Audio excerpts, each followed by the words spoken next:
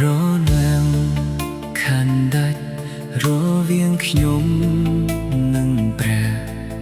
ខានដាច់ខ្ញុំនឹងអ្នកផ្សេ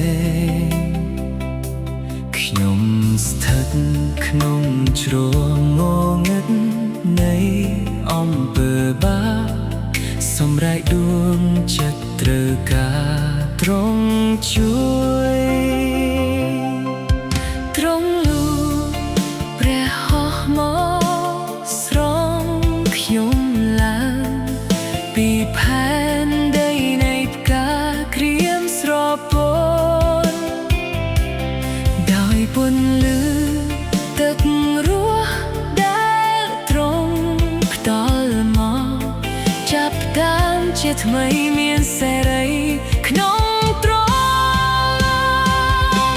ឈាមវិសេសបានលាងខ្ញុំស្អាតទ្រង់អោបខ្ញុំក្នុងព្រះហស្ថដ៏កក់ក្ដៅខ្ញុំផុតរណ្ដៅមានសេរីព្រោះតែទ្រង់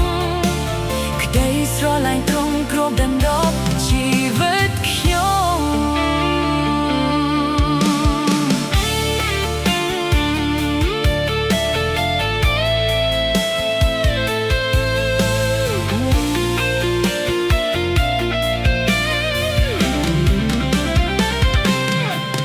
រណាំ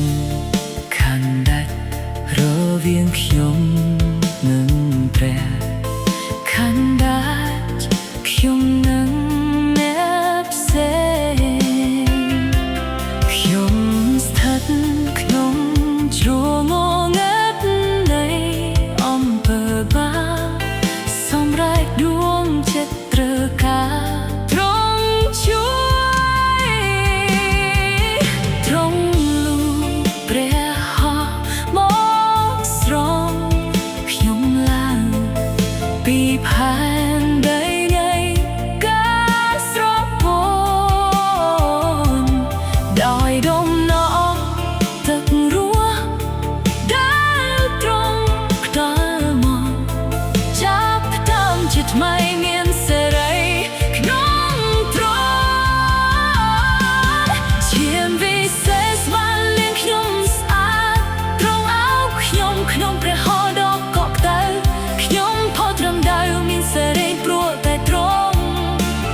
ក្ដីស្រឡាញ់ទ្រង់គ្របដណ្ដ